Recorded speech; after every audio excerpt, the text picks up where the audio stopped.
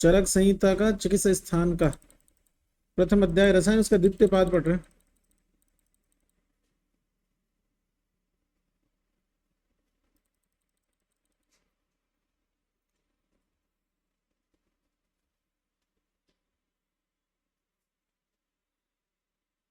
उनको मैसेज डाल देना, मेरे क्लास लाइव होगी।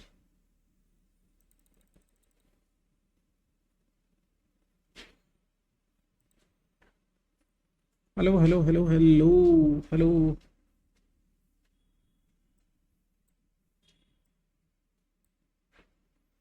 अरे आगे क्या सारे। हेलो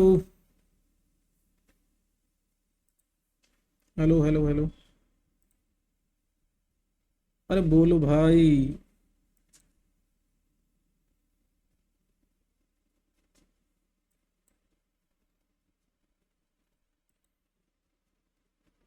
आ गए, आओ जरा।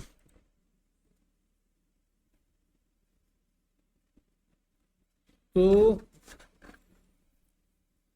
पूछूं, आम्लक घृत में से, आम्लक अवले में से और आम्लक चूर्ण में से।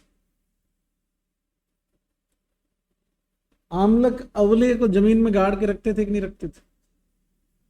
कितना? 6 महीने। अच्छा, आम्लक अवले एक ही था कि दो थे? और दूसरे को 21 दिन रखते थे, जमीन में गाड़ने का नहीं। आम्लक चूर्ण को जमीन में कब गाड़ते?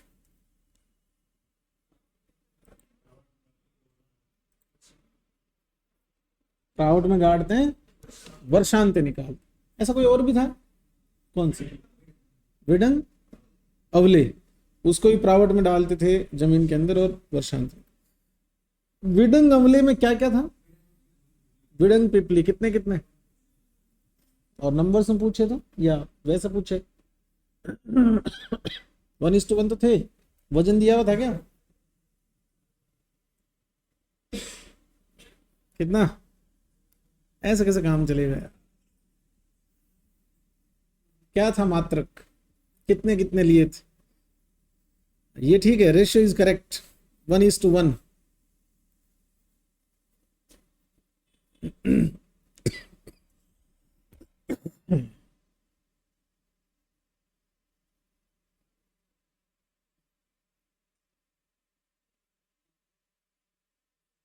एक एक आर्डर।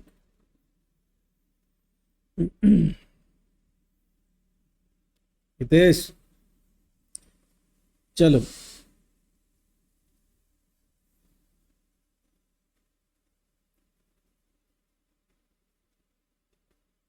कौन सा रसायन था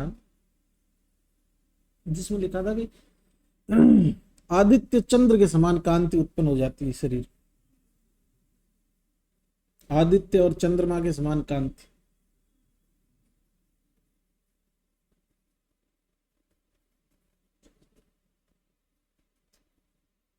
मैंने इतना अच्छे से याद कराया था, मैंने कहा था इसके अंदर सोना और चांदी है।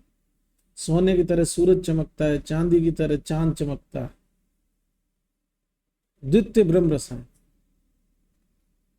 प्रथम ब्रह्म रसायन किस में बना रहे थे? औदुंबर पात, है ना?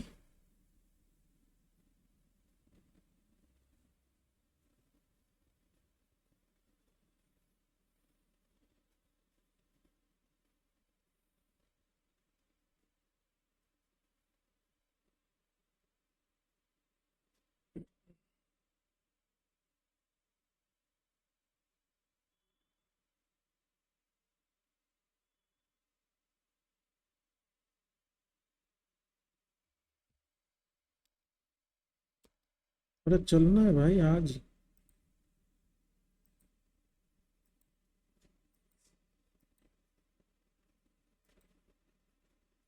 ब्रह्म रसायन के अलावा पंचमूल शब्द और कहाँ है?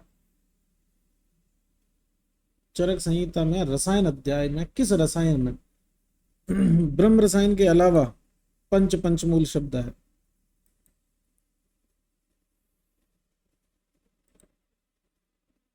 क्या ऑनलाइन वाले?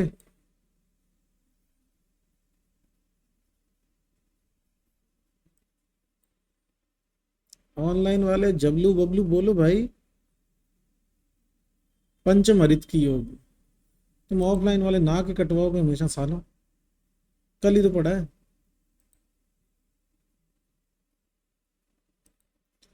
लाइन बोल रहा हूँ, बोलना किसके प्रयोग की।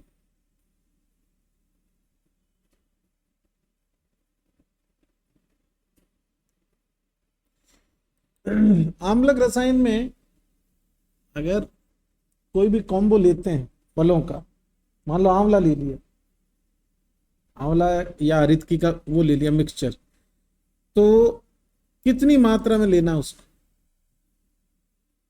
जैसे मैंने कॉम्बो लिया है आंवला प्लस हरितकी, तो कितनी मात्रा में आंवला हरितकी लेना चाहिए, फिर उसमें दही इत्यादि मिला के खाते हैं अपन। पल में था,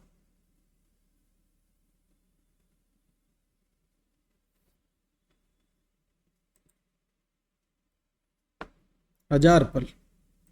कितना? 1000 पल, 1000 पल।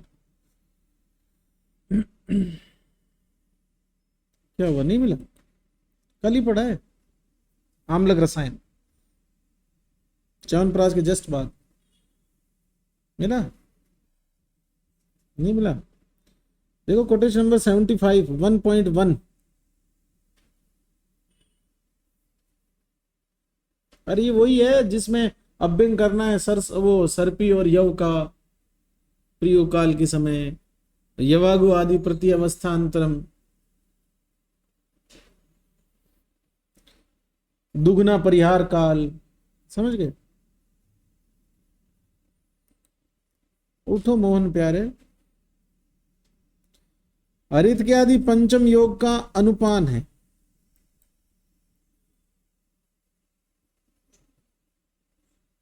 क्या? हरित के आदि पंचम जो योग है उसका अनुपान बोलो। उष्ण जली तो था, और प्रयोग मात्रा पूछ ले दो।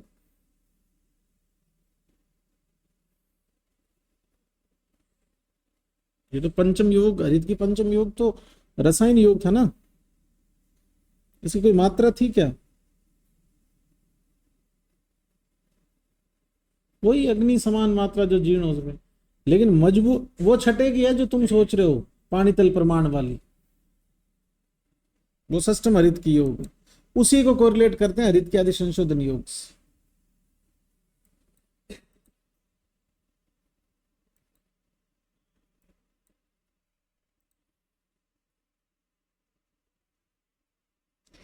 आम्लक घृत में गोघृत कितना लेते? बनाए शॉर्ट नोट जैसे मैंने बोला वैसे, एक ही पेज बना के चिपका देते ना, प्रथम पाद के, द्वितीय पाद के, तृतीय पाद के से। आम्लक घृत में घृत कितना?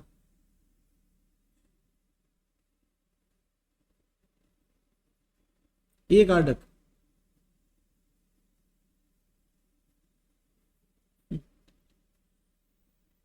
और क्या मिल रहा था आंवला और घृत के अलावा इसमें?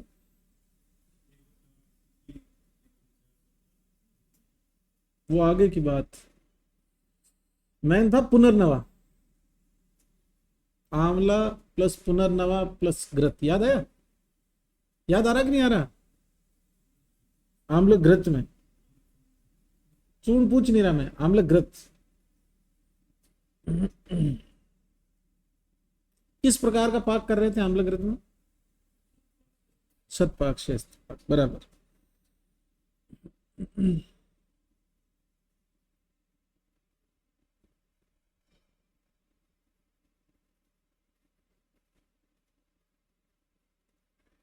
आम्ल घृत को किस पात्र में स्टोर कर रहे थे?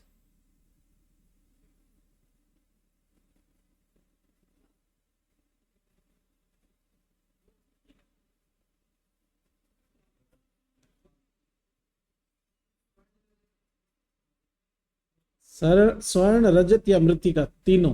आंसर ऑल हो जाएगा।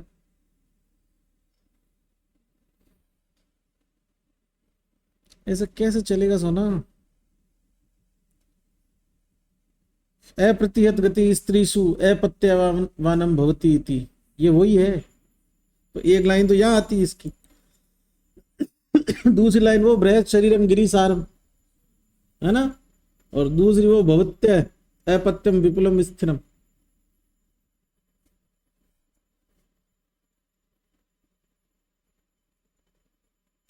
अम्ल का अवले में क्या क्या चीजें गिरती, जैसे विडंग अवले में विडंग प्लस, विडंग अवले में विडंग पिपली था, वैसे आम्ल का अवले में आम्लक और पिपली। अब फर्क समझो, आंवला पिपली है 1000 + 1000 और वो है दोनों एक एक आडक, रेशियो दोनों का 1:1 है।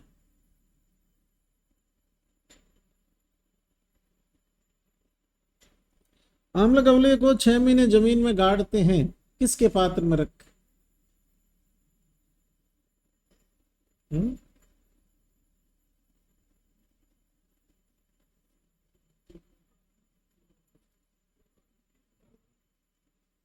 जब कुछ नहीं लिखा होता तो पात्र किसका होता? अनुक्त में मिट्टी का। प्रयोग काल के बारे में कोई खास इंस्ट्रक्शन है? किसकी बात कर रहा हूं? आम्ल घृत या आम्ल कवले? कौन था जिसको सुबह ही खाना था, दोपहर को नहीं खाना था? आम्ल घृत या आम्ल कवले, दोनों में से कौन सा था जिसको केवल सुबह सुबह खाना था? दोनों थोड़ी थे। जिसमें स्पष्ट लिखा है न अपराहिकम, मैं जो लाइन बोल रहा हूं उसको सुनो, कि ओनली सुबह ही खाना है, दोपहर को नहीं खाना है। ये अवले था कि घृत था? पक्का? चलो, दोपहर का अवले खा लिया तो रोटी कब खाएगा फिर? आम्लक चूर्ण निर्माण के लिए कितने आंवले लेते हैं? आंवले का परिमाण क्या है? एक आध आंवले लेने, और उनको देनी है 1000 आंवले के सरस में 21 दिन तक भावना।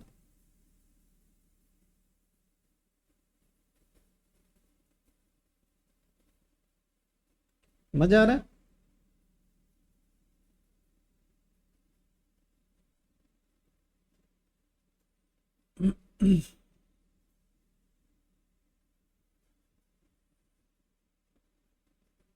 आंवले का अवले 2 सेकंड वाला, एक दो चीजें बताई थी मैंने। आंवले कितने?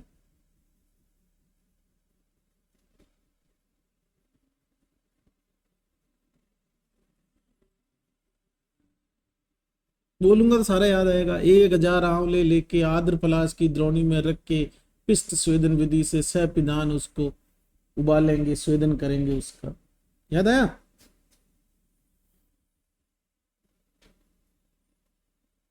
फिर 21 दिन बाद में उसका प्रयोग करेंगे, इसके प्रयोग से 100 दिन की आयु मिलेगी। चलो, इतनी सारी बेइज्जती के बाद में आगे और पढ़ते हैं, ताकि कल और बेइज्जती होगी, क्योंकि याद तो पढ़ के आना तो है ही नहीं कल भी। नागबला रसायन, रेफरेंस ही इंपॉर्टेंट है। दूसरे पाद में, द्वितीय पाद में कुल 37 रसायन।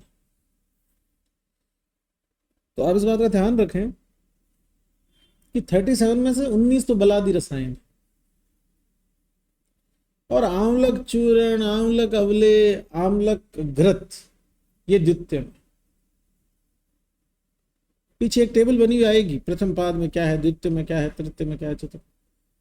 चलिए, नागबला रसायन को पढ़ते हैं। स्टार्टिंग होता है धनवनी कुशास्तीर्ण। कोई सन की हो तो इतना ही टुकड़ा दे दे कि ये क्या है। तो ये नागबला के लिए बोला हुआ। धनु प्रदेश मतलब मरुस्थल की, कुशा मतलब मरुस्थल ऐसा जहां पर कुशा घास उत्पन्न होती, कुश का स्तर ऐसा होता ना, उस जगह की क्या प्रयोग करनी है? नागबला। मैं समझे? कोई ना कोई रिलेवेंस होगा इसका, कि अगर कुशा उत्पन्न हो रही है तो रसगुण वीर विपाक जो इसका प्रॉपर मिलेगा।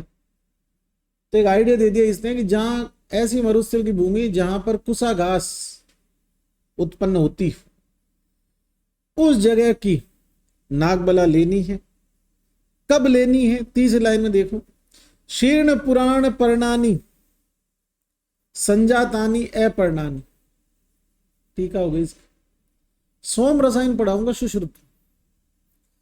एक सोम के 15 पत्ते होते हैं,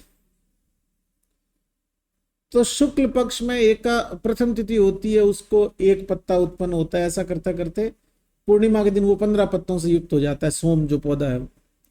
और कृष्ण पक्ष स्टार्ट होता है तो एक एक गिरना चालू होता है, तो अमावस्या के दिन उसके सारे पत्ते झड़ जाते हैं। तब अपन सोम जो है उसका प्रयोग मतलब उसका ग्रहण करते हैं, ऐसा लिखो। ये ठीक वैसी बात है कि ऐसी नागबला लो जिसके पुराने पत्ते झड़ गए और नए अभी आए नहीं, समझ रहे हो।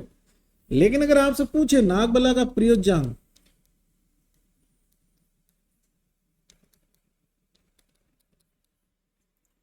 मूल त्वक, नॉट मूल, मूल त्वक ऑप्शन में नहीं हो तो मूल,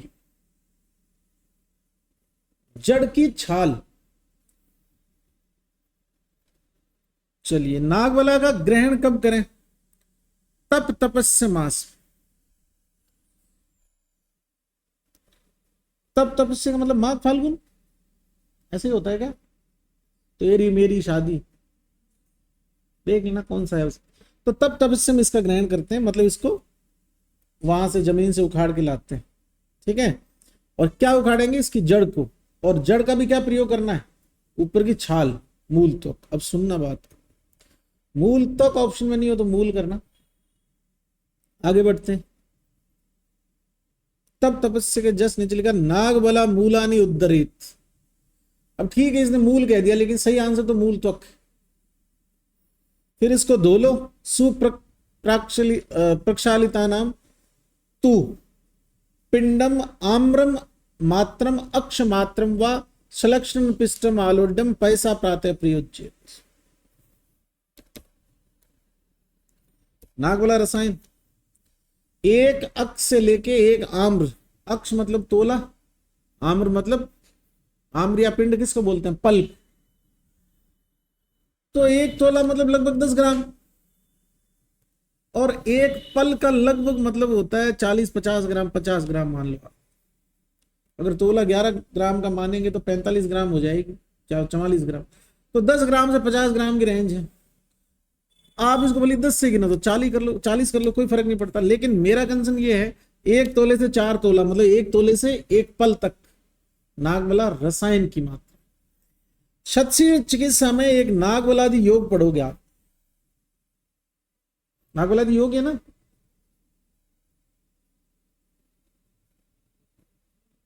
नागबला योग ही होना चाहिए मेरे हिसाब से। तो उसकी मात्रा है आधे तोले से एक पल। अब मेरी बात पे ध्यान देना, ऐसे याद करना कि जो क्षीण है उसमें डोज कम से शुरू होती, क्षीण है ना, तो याद कैसे रखोगे रसायन का है क्या? क्षीण का मतलब कम, कम वाले में आधे तोले से चालू हुआ, मतलब एक कोल से एक पल है वहां, समझे बात को। आगे आएगा वो, आगे इसी में पढ़ते हैं। ये कहता है कि ये जो अक्ष या आम्र मात्रा है इसको पीस लो, कल्क बना लो, और दूध के साथ में सुबह पीना चाहिए। एक बात, कल्क किसके साथ? दूध के साथ। दूसरा चूर्णी करता नहीं वापी बेट पे, चूर्ण बनाओ तो भी दूध के साथ। आगे लिखता है मधु सर्पिभ्याम व संयोजन बक्षित, या फिर मधु सर्पी के साथ। अब प्रश्न बन गया, नागबला मूल को किसके साथ पीते? तो सलक्षण पिष्टित पय के साथ, चूर्ण करतानी भी पैसाम। अगर पय पय ऑप्शन ही ना हो, इसका मतलब मधु सर्पी करना। दूध ढूंढना पहले, दूध नहीं मिले तो मधु सर्पी करना, नागबला रसायन का अनुपान। खाना सीर सर्पी शालिप सस्टिक, और 1 वर्ष प्रयोग काल है इसका। 1 वर्ष प्रयोग करने पर 100 वर्ष की आयु देता।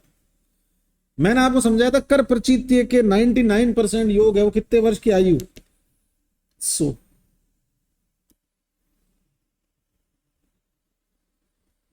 इसका नाम सीडा रोम्बिफोलिया नागबला का।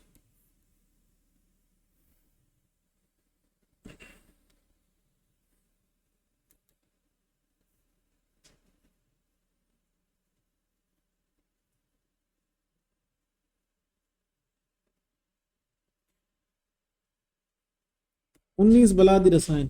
प्रश्न, बलादि रसायन चरक ने कितने बताए? ऑप्शन देखो इधर, 17, 10, 18, 19। तब तो आंसर क्या करोगे? 19। ऑप्शन अलग है, 17, 10, 18, 20। आंसर करोगे 10। फर्स्ट आंसर 19 है बलादी रसायन का। 19 कैसे है सुनो, आगे यहां पर 9 लिखे हुए, बला, अतिबला, चंदन, अगरू, धव, तिनि, शिखिर, ये सब। और 10 यहां लिखे हैं महाकषाय से। क्या लिखा है? पुनर्नवा अंत औषध्यो दसे नागबलया। पुनर्नवा जिसके अंत में है ऐसा महाकषाय कौन सा है? वह स्थापक महाकषाय। तो 9 और 10 मिला के 19 हो गए। अब गलती कहां होती है? एग्जामिनर श्लोक पढ़े और सीधा पहली लाइन के लास्ट नजर जाए, दसम नागबल्या व्याख्याता, तो ऑप्शन 7, 8, 9, 10 दे सकता है। तो लिख दो नागबलादि रसायन, फर्स्ट आंसर 19। 19 ऑप्शन में नहीं हो तो मजबूरी में सेकंड आंसर 10। चलिए, कैसे प्रयोग करना है? एक आडक इनका चूर्ण, 19 में से किसी का एक आडक जल, ठीक, और इनको 24 घंटे के लिए छोड़ दें। अगले दिन सुबह इसको मसल के और इसका प्रयोग करें। किस टाइप की कल्पना लग रही है? हिम मान सकते हैं। अब इसमें थोड़ा फर्क है, इसलिए मैं प्रॉपर हिम नहीं बोल रहा हूं। अहोरात्र लिखा हुआ 24 घंटे, उसमें ओनली निशी, इसलिए आज तक किसी ने प्रश्न नहीं बनाया इसका, क्योंकि फिर क्वेश्चन हट जाता। तो 24 घंटे के लिए रख देते हैं और सुबह मृदित करके उसका प्रयोग कर लेते हैं। बस याद होना चाहिए कि 19 बलादी रसायन में कौन से महाकषाय की औषधियां, कौन से की वैस्त। अब आते हैं बल्ला तक शीर पे। ये भी एक रेफरेंस है कि बल्ला तक का वर्णन कहाँ है? चरक संहिता में, रसायन में, तो द्वितीय पाठ, ठीक। अब बल्ला तक के बारे में बेसिक इंट्रोडक्शन है, पहले ये लिखो तो, जो मैंने यहाँ लिख रखा, दिख रहा है ना तुमको? ये बल्ला तक का बॉटनिकल नाम और वो सब तो है उसमें डीजी वाली, या लिखूं? बॉटनिकल नाम क्या है? वो चल जाओ यार भाई, सेमीकार्पस एनाकार्डियम, फैमिली एनाकार्पस।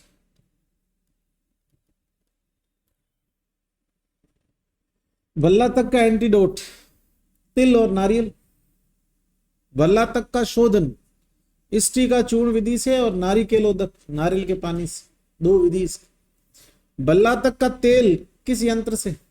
पाताल यंत्र से। चरक ने बल्ला तक तेल का प्रयोग कृमि रोग चिकित्सा में विरेचनार्थ बताया। सुश्रुत ने अर्श में बल्ला तक तेल का प्रयोग किया 1 शुक्ति मात्रा में। पेशेंट को रोज बल्ला तक तेल देने को बोले, 1 शुक्ति।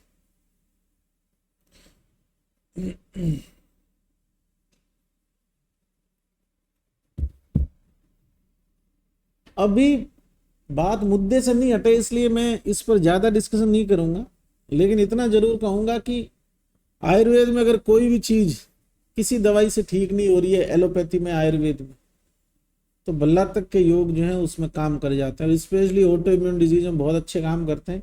बहुत अच्छा डिजीज मॉडिफाइंग एजेंट है बल्ला तक। लेकिन इतना शक्तिशाली है, वही गैस सिलेंडर वाली कहानी है कि इतना उपयोगी है, लेकिन अगर फट गया तो उतना ही हानिकारक। तो इसका अगर मिथ्या योग, अति योग, अयोग हो जाए तो मामला गड़बड़ हो सकता है। इसलिए इसके सम्यक योग के बारे में बहुत प्रैक्टिस अच्छे से सीखें, उसके बाद में भल्ला तक योगों का प्रयोग। कभी कभी जल्दबाजी में आप लोग कुछ ऐसे योग पेशेंट को प्रिस्क्राइब कर देते हैं जिनमें भल्ला तक होता है, आपको पता ही नहीं होता। जैसे कॉमन योग बताता हूं मैं आपको, पुनर्नवादि गुग्गुल। अब पुनर्नवादि गुग्गुल में कौन है? बल्ला तक। बल्ला तक का यूज प्रॉपर करने के लिए आगे आने वाले 4 महीने बेस्ट, दिसंबर, जनवरी, फरवरी, नवंबर, दिसंबर, जनवरी, फरवरी, तो इनके अंदर तो अपन अमृत भल्लातक अवले चलाते हैं, पहली बात। दूसरी बात, भल्लातक देने से पहले रोगी में 2-3 दिन तक उसका टेस्ट कर लेना चाहिए, थोड़ी थोड़ी मात्रा देके, क्योंकि इसकी एलर्जिक रिएक्शन होती है बहुत सारे रोगियों के अंदर। कैसे देते हैं बताएं? माचिस की तीली जितना सा लेके और चेक करते हैं रोज कि एक तीली जो है माचिस का आगे वाला जो हिस्सा होता है ना, उतना ही दूसरा पोर्शन है, उसको डिप करके पेशेंट बोल रहे तेरे को इसको चूस लेना। फिर 24 घंटे ऑब्जर्वेशन करते हैं, कुछ हुआ? इतना खतरनाक है। फिर अगले दिन बोलते हैं कि थोड़ा ज्यादा, फिर 2 तीली, फिर 2 दिन 2 तीली पे देखते हैं एस। और सबसे बड़ी प्रॉब्लम क्या है? अगर व्यापद उत्पन्न हुए, ब्लड थिनर है ये, एमरेज करवा सकता है अगर इसकी ओवरडोज हो जाए तो। अंदर ड्यूडनल और पेप्टिक अल्सर कर सकता है। स्ट्रॉन्ग एमिनो एसिड्स होते हैं इसके अंदर। तो हैंडल विद केयर चीज है, लेकिन सोना है शरीर के लिए। इसलिए इसका जो अवले आता है बोलता है अमृत भल्लातक अवले। और ये विष के लिए कहा है। आयुर्वेद तो कहता है कि युक्ति पूर्वक करने पर विष भी अमृत, अयुक्ति पूर्वक प्रयोग करने पर भोजन भी विष। होता तो है फूड पॉइजनिंग। चलिए इसके बारे में, ये तो बेसिक बातें आप लिख ली। अब इस बारे में पढ़ते हैं जो यहाँ है। देखो आचार्य चरक ने भल्लातक शीर जो है वो बेसिकली भल्लातक वर्धमान योग है, भल्लातक वर्धमान योग ही है।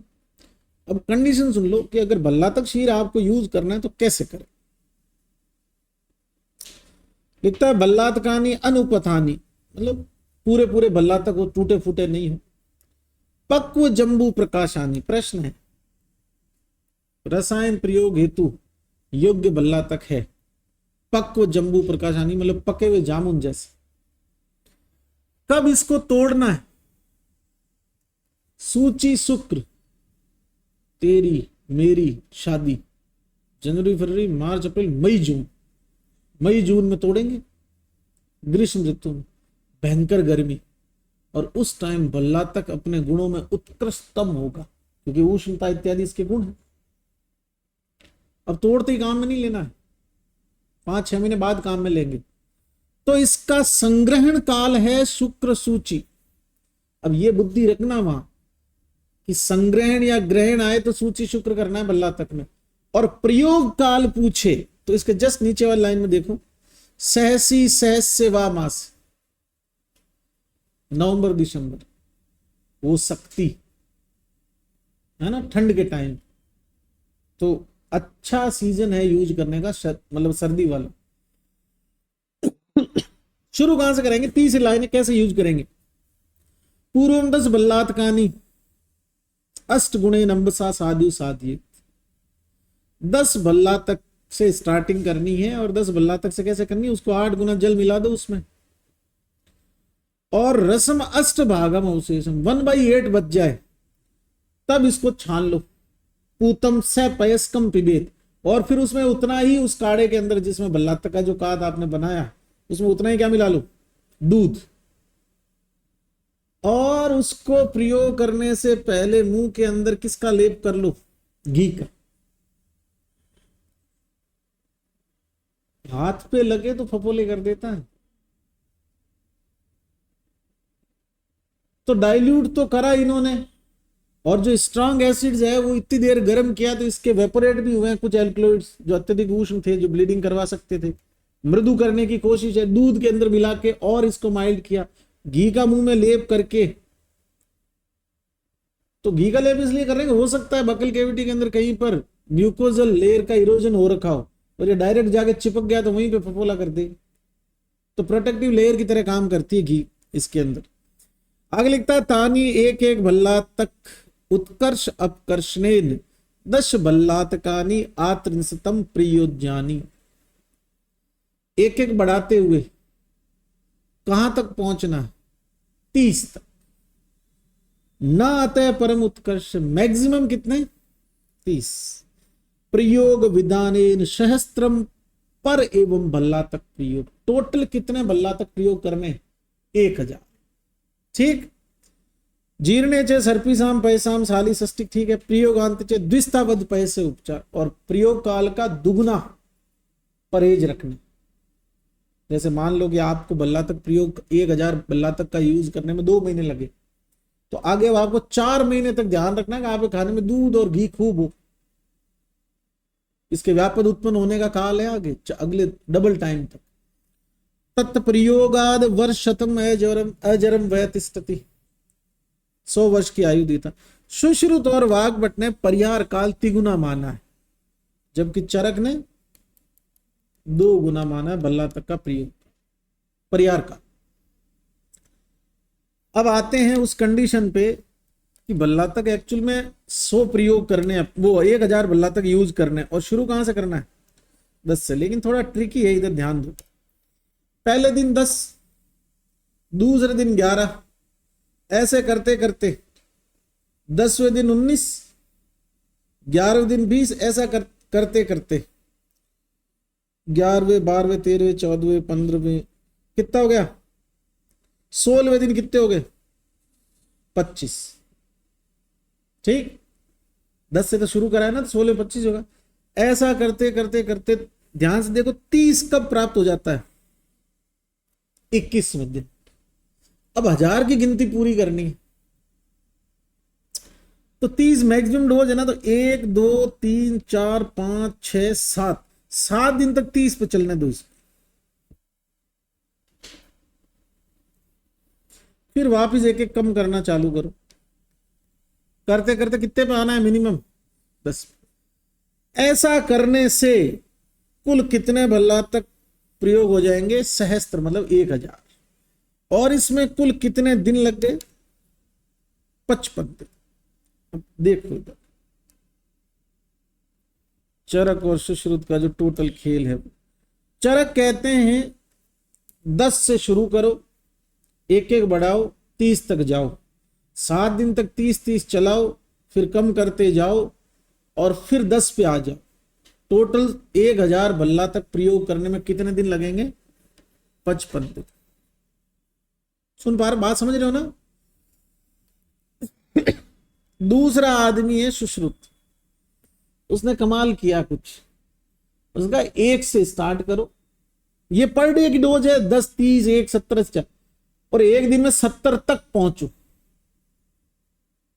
एक दिन में 70 बल्ला तक, और 70 से लौट आओ वापस कम करते करते एक पे। टोटल उसको भी कितने खिलाने हैं? 1000। लेकिन उसमें कितने दिन लगेंगे? 35। वाग्भट आया, इसको दोनों को बैलेंस करना था। इसने कहा 8 से चालू करो एक दिन फर्स्ट डे, और एक दिन में 40 तक पहुंचो, टोटल 1000 दो, उसमें कितने दिन लगते हैं? 49। अब ये 55 दिन 35 दिन और 49 दिन कैसे लगे, इसकी टेबल दे रखी है विमर्श के अंदर, उससे आप चाहो तो कर सकते हो। लेकिन तुम्हें कोई नहीं कहेगा कि पहले दिन से लेके और 1000 पूरे होने जितना लिखो।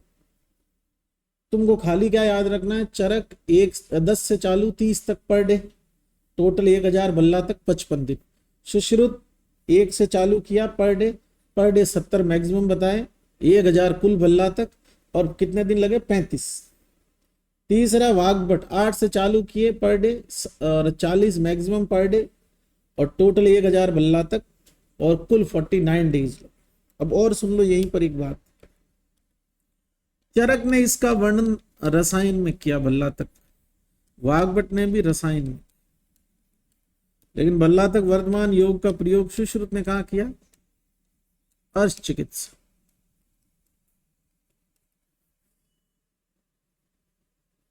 ठीक है, दूसरी सुनना चाहो अगर बात, तो जो ऊपर लिखी हुई है वही।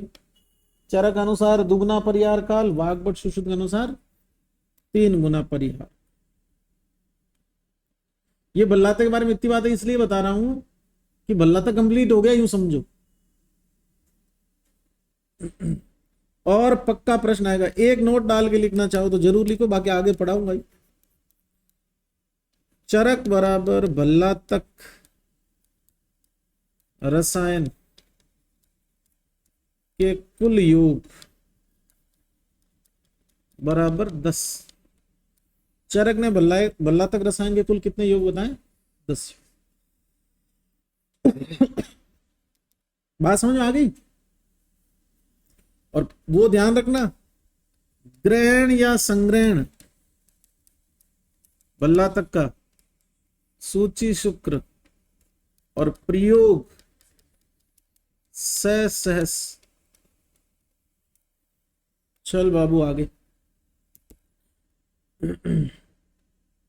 एक लाइन और नोट करना उसके पास में, भल्ला तक में 5 रस होते हैं, मधुर रस नहीं होता, किंतु भल्ला तक का विपाक मधुर होता।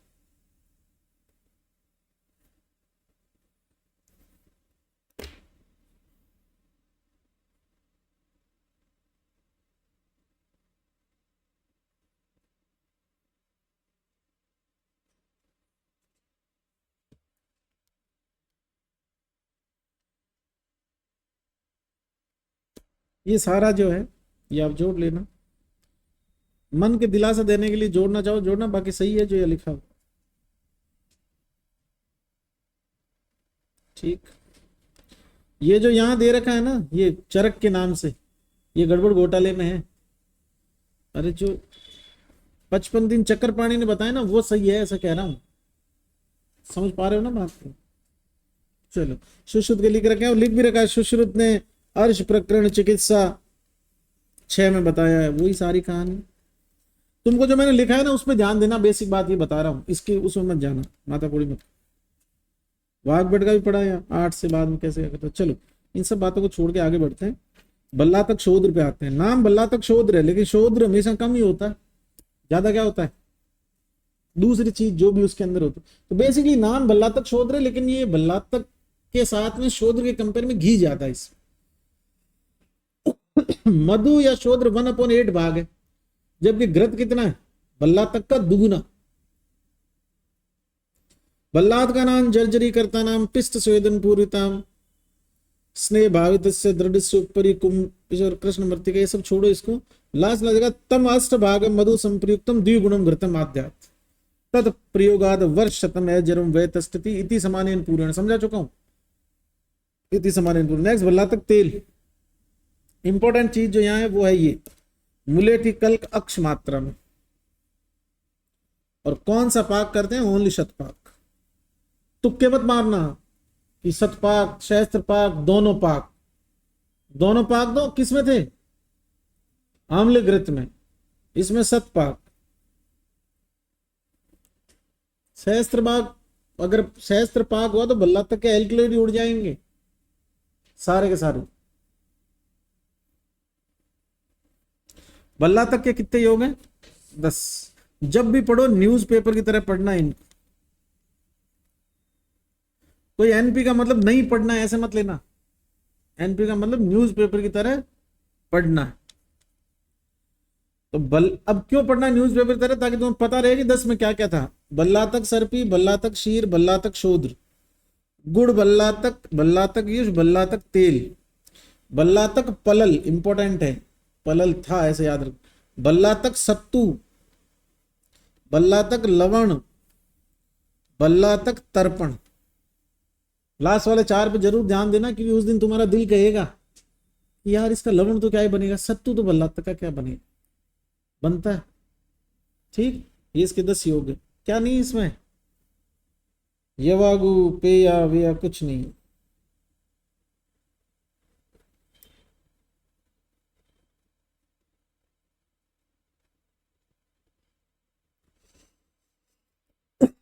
नेक्स्ट आगे बढ़ते चलो, बल्ला तक के गुण, बल्लातकानी तीक्ष्णानी पाकानी अग्नि समान भवत्य अमृत Kalapani प्रयुक्तानी यथावती। Fill in the blanks माए तो कर देना, ये टुकड़ा आता रहता है, मैं तो इसको देखते ऐसे ही पहचान लेता हूं कि अमृत बल्ला तक याद है ना, एक योग, तो अमृत कल्प कौन है, बल्ला तक के लिए आए। एते 10वीं तेषाम प्रयोगा परिकीर्तिता, ये लाइन दे दे और बोले किस रसायन के लिए कहा हुआ है, तो कर दोगे ना, 10वीं लिखा हुआ है ना।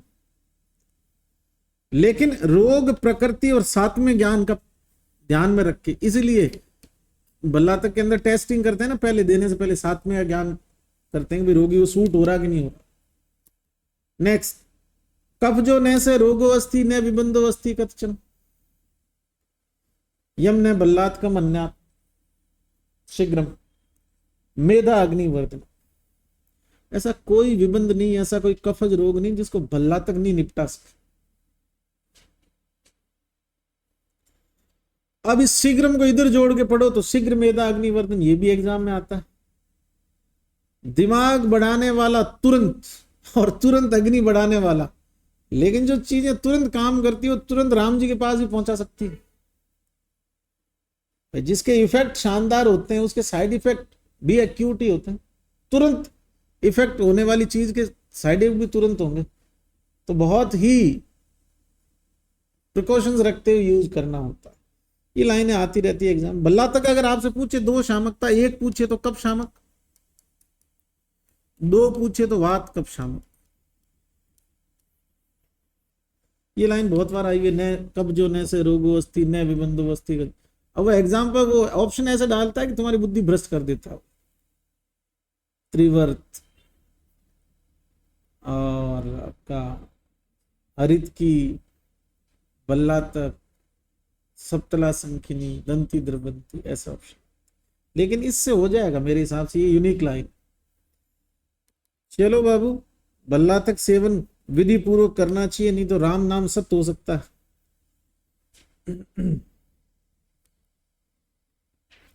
लास्ट लिखा है कि ये द्वितीय पाद रसायना नाम संयोगा सिद्धाम प्राण कामम। और जब भी जाओ तो इनको भी न्यूज़पेपर, जैसे सतपाक आम्ल घृत, सहस्त्रपाक आम्ल घृत, ये दो अलग अलग मान लिए। आम्ल का अवले, आम्लक चूर्ण, एक नीचे और सेकंड वाला आम्ल का अवले। तो बेसिक बात यह है बाबू कि पहले में अव्या ही अव्या है, दूसरे में आंवला ही आंवला। क्या बात कर रहा हूं मैं? प्रथम पाद है उसमें अभ्या का कंटेंट और दूसरे में आंवला का, और पहले पाद का नाम अभ्या आम्लक के। फिर भी नहीं याद रहे, बिल्कुल ही विमूढ़ है। तो ऐसे अनार, आ से आम, पहला और दूसरा आंवला वाले इसमें। इसके अलावा आंवला के बाद में इसमें नागवला और बला, और 19 तो यही हो गए 37 में से। और 19 बलादि रसायन में वह स्थापक महाकषाय पुनः नवा अंत्य। 19 ऑप्शन नहीं हो तो 10, उसके बाद में भल्ला तक। ठीक, ऐसे याद कर रखा था मैंने। आ बला भला, समझ गए बात को? कैसे हुआ? आंवला, बला और भला, ये दोनों, वो तीनों किस में? दूसरे में। सिर्फ ये याद रह गया ना तो ये पक्का याद रह जाएगा कि शिलाजीत तो फिर तीसरे में, पिपली भी तीसरे में, और मध्य रसायन भी तीसरे में, क्योंकि चौथे के अंदर तो 4 ही है। पहले के 6 कोई नहीं भूलता कि 2 ब्रह्म रसायन, 1 च्यवनप्राश, 3, और चौथा आपका वो चौथा आम्लक रसायन, 5 और छठा रित की है। तो पहला ओके। दूसरे में आ बला भला, मतलब आंवला, बलादी और भल्ला। और तीसरे के अंदर आपके पास में फिर बच जाता है सारा कुछ, क्योंकि चौथे में जो है वो 4 ही है। 6, 37, 16, 4 है। तो चौथे वाले 4 तो भी याद हो जाएंगे, उसमें एक अचार रसायन और वो स्वाय। तो तीसरे में आपके शिलाजीत आ जाएगा, पिपली आ जाएगा और मध्य रसायन। और हमेशा कंफ्यूजन क्या रहता है पता है यार, भल्ला तक और शिलाजीत साथ थे कि अलग अलग थे? पिपली भल्ला तक साथ थे कि अलग? तो आ बला भला याद करना तुम कि ये सेकंड में आंवला वाले। अच्छा, एक याद रखना कि वो आम्लक रसायन पहले में है। वो मतलब बेसिकली आपको करना क्या है, 6 याद रखने शुरू के, लास्ट के 4 अपने आप याद रहेंगे। और ये कर लोगे तो बचे हुए सारे तीसरे में हो जाएंगे। चलिए नेक्स्ट, तृतीय पाद कितने ही हो गए? 16। तो आपका के से कर परिचित, प्राण काम में गया। तीसरा कर परिचित, क्या लिखता है? आम्लक अयस ब्रह्म रसायन।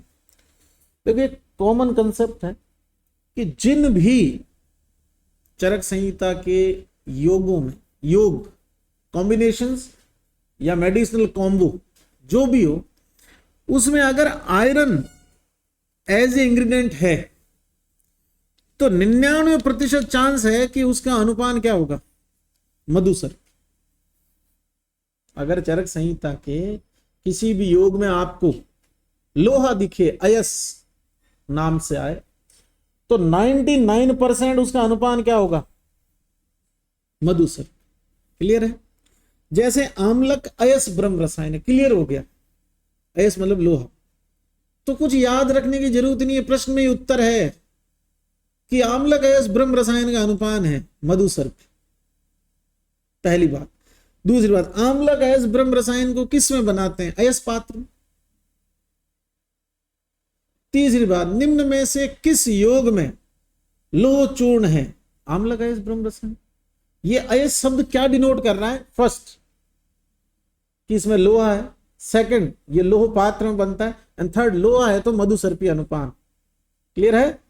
पढ़ना शुरू कर रहा हूं। कर प्रचिता नाम यथा गुणा नाम आम्ल का नाम। कर प्रचित मतलब हाथ से तोड़े हुए। यहां ये ऐसा इसलिए बोल रहा है, कई बार आंवले पेड़ के नीचे गिरे हुए पड़े रहते हैं, कोई इकट्ठा करके लिया है। हाथ से तोड़े हुए आंवले कौन से मास के, माघ फाल्गुन। और क्या लिखा है आगे, इन आंवलों को तोड़कर इनका चूर्ण बना लो और फिर 21 बार इसको भावना दे दो। त्रिसप्तकृतम स्वरस परिता नाम पुनः शुष्क चूर्णी करता नाम आडकम एकम ग्राह्य। अब इस चूर्ण को 21 बार भावना दे दे कि आंवला स्वरस की सुखाओ, और टोटल कितना ले लिया आपने, 1 आडक। अब सुनना बात को, जीवनीय, ब्रंगणीय, स्तन्य जनन, शुक्र जनन और वय स्थापन, इन 5 महाकषाय के द्रव्यों का प्रयोग करना है आम्लक अयस ब्रह्म रसायन। उनके साथ में कुछ और चीजें हैं, उनको मैं स्किप कर रहा हूं क्योंकि वो नाम से नहीं आ सकते, पर ये तो आ सकते हैं। तो 5 महाकषाय के द्रव्य इसमें एज इंग्रेडिएंट है, लिख भी दिया। षड विरेचन आश्रितानि युक्ता नाम औषध गणा नाम। फिर आगे चंदन, अगरू, दव, तिनिश, खदिर, शिशंपा, इनको सबको छोड़ दें। आगे बढ़ते हैं तो ध्यान से देख क्या लिखा है, कर्ता नाम अव्या विभित की नाम। मिला? अब ध्यान से सुनो, सत्य है सत्य माए कि आम्लक अयस ब्रह्म रसायन में त्रिफला के कंटेंट है कि नहीं है। आंवला तो पहले से ही पड़ा है, इसने और क्या मिला दिया, हरित की और विभित की, तो त्रिफला यस में जाएगा। ठीक, फिर उसके बाद में आगे नेक्स्ट वाली लाइन में लिखा है कि इनको 10 गुना पानी मिला दो इसके साथ और इसको साध लो, इनका क्वाथ टाइप बना लिया। फिर क्या लिखता है, तस्मिन आडक अवशेषे रसे सुपूते तानी आम्लक चूर्णानी दत्वा गोम्या। अब जब ये 1 आडक रह जाए, मतलब 1/10 रह जाए, तो इसमें आंवला का चूर्ण डाल दो जो पहले सुखा कर रख रखा तुमने, 21 बार भावना दी। सारी बातें भाड़ में गई। सिर्फ इतना याद रखना है, आंवले लिए माघ फाल्गुन में, 21 बार उनको आंवला सरस की भावना दी, 5 उनके अंदर महाकषाय मिलाए और उनको स्टोर कर लिया अयस पात्र। बाकी सब छोड़ देना, जो बीच की प्रोसेस है वो स्किपेबल है। ठीक, अब क्या लिखता है, इसमें इसको लोह पात्र में डाल लेना और सूखने के लिए छोड़ देना। तो एक्चुअल में क्या करता है, आयरन वाली ट्रे नहीं होती है, रसायन शाला में पड़ी रहती है जो, उन पे इस चूर्ण को सूखने के लिए डाल दिया। अब सूख गया, ये हल्की बहुत कम अगर नमी आपको उसमें लग रहा है कि ज्यादातर सूख गया है, मतलब आपने सूखा वही कंसिडर करके उसको इकट्ठा किया। अब उसको इकट्ठा किस पे करना है, काले हिरण की खाल पर, और फिर उसको ऊपर से थाली रख के और प्रेस करना, मतलब कूटना। उसको अलग से और समझा दूंगा साथ में। फिर देखो आप क्या लिखा है, अब इस काले हिरण की खाल में से इसको बाहर निकाल के और इसके अंदर 1/8 भाग तत्चूर्णम अयस चूर्णाश अष्ट भाग संप्रयुक्त लो बस मिला दो इसमें 1/8 और मधु सर्पी के साथ अग्नि बल के अनुसार इसका प्रयोग कर लो। क्लियर है? इधर देखो, वापस एक बार समझा रहा हूं, बहुत स्टेप बाय स्टेप, शॉर्ट, मतलब बिल्कुल शॉर्ट एंड स्वीट वे में। आंवला कितना, 1 आडक मान लेते। ठीक, आंवला लिया, उस आंवला का, आंवला कैसा, कर परचित है ना, और पढ़ क्या रहे हो, आम्लक अयस ब्रह्म रसायन। ठीक, कर प्रचित आंवला प्लस 21 बार आंवला सरस की भावना। फिर क्या करना है, इसके अंदर 5 महाकषाय प्लस कुछ मिसलेनियस द्रव्य और है, वो मिला लिए। अब इसको मिलाने का भी तरीका बता देता हूं, एक्चुअल में डायरेक्ट नहीं मिलता है। 5 महाकषाय और इन मिसलेनियस द्रव्यों का काढ़ा बनाता है वो। ये जो काढ़ा है, इनका काढ़ा, उस काढ़े को किसके साथ मिला देता है ये? 21 बार भावित आंवला चूर्ण के साथ। ठीक, अब इस मिक्सचर को ये सुखा रहा है किस पे? अयस पात्र पर सुखाया। समझ पा रहे हो ना? ट्रे में डाल दी इसको, और इसके बाद में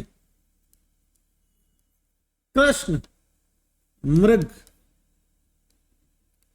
खाल उसके ऊपर बिछा दिया, और फिर से इसको कूटा। जैसे खाल के अंदर डाला, उसको बंद किया और ऊपर से इसको कूट दी। ठीक, बाहर निकाला खाल से, 1/8 भाग क्या मिला दी? लो बस। और अब पेशेंट को दे रहे हैं तो क्या बोल रहे हैं? यूज इट विद मधुसर्पी अनुपात। क्लियर हुआ कि नहीं? क्लियर है ना? और जो ये चूर्ण इसमें 21 बार भावित है आंवला का, इसका लगभग प्रमाण कितना बताया? 1/8, जो काढ़े के साथ में तुम मिलाओगे। ठीक है, ये आंवला गैस ब्रह्म रसायन, तो मोटी मोटी गणित इसकी ये है। चलिए, आम्लक अयस ब्रह्म रसायन के लिए एक और सत्य नोट डाल के लिखो।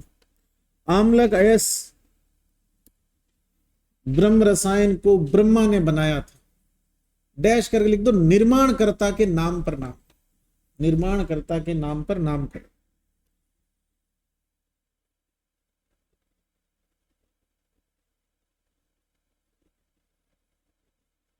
हाँ, ये देखो डिंपल ने सही लिखा।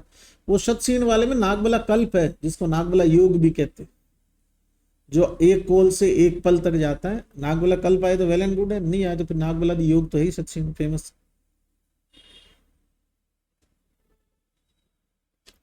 ऑनलाइन वालों चहकते रहो यार, तुम लोग बोलते नहीं हो, ऐसा कैसे काम चलेगा? चलो, अब मैंने कहा था ना कि दूसरे के अंदर द्वितीय पाद में तो 100 वर्ष था, यहां क्या लिखा है? 1000 वर्ष की आयु देने वाला। और एक मेरा एडवाइस है, वैसे ही इस लाइन को भी न्यूज़पेपर की तरह पढ़ना, जब भी इसको पढ़ो। इन ऋषियों का जब नाम आया ना, काश्यप, अंगिरा, जमदग्नि, जमदग्नि पहली बार नाम सुना होगा, अंगिरा ऋषि, काश्यप तो सुना हुआ है। तो ये सब ऐसे सोचना कि ब्रह्मा जी के असिस्टेंट थे, तो उन्होंने बनाई दवाई, तो असिस्टेंट ने उसका यूज करा और खूब लंबी उम्र उन्होंने प्राप्त। तो ये जो वशिष्ठ, काश्यप, अंगिरा, जमदग्नि, भारद्वाज, भृगु, इन सब ने कौन से रसायन का प्रयोग किया था? आम्ल गैस ब्रह्म रसायन। प्रशस्ति में लिखा जरा व्याधि प्रशमनम बुद्धि इंद्रिय बल प्रदम। हालांकि ऐसा सारे रसायन होते हैं, लेकिन फिर भी ये इसकी है प्रशस्ति। चलिए, ग्राम्य जनों में रसायन लाभकारी नहीं, सत्य कथन है। ये वही जो मैंने आपको कल समझाया था कि अगर फिजिकल वर्क नहीं है और बैठे ऐस मौज से खा रहे हैं तो उसमें फिर रसायन काम। इसका कारण वही है, कोटेड है पूरा ही एब्जॉर्ब वाला एरिया, तो मल के साथ निकल जाएगा न्यूट्रिशन सारा रसायन। नीचे लिख भी दिया दूसरी लाइन में कि भाई तप, ब्रह्मचर्य, ध्यान, प्रशमन, रसायन विधि का काल पूर्वक प्रयोग करना चाहिए, जैसे महर्षि करते हैं। स्थितम महर्षि पूर्व न ही किंचित रसायनम ग्राम्यानाम कार्याणाम सिद्ध्यते। तो सत्य हो गया ना, ये लाइन बिल्कुल सत्य है कि ग्राम्य जनों में रसायन लाभकर नहीं। नेक्स्ट, केवल आम्लक रसायन। कहानी सुनो।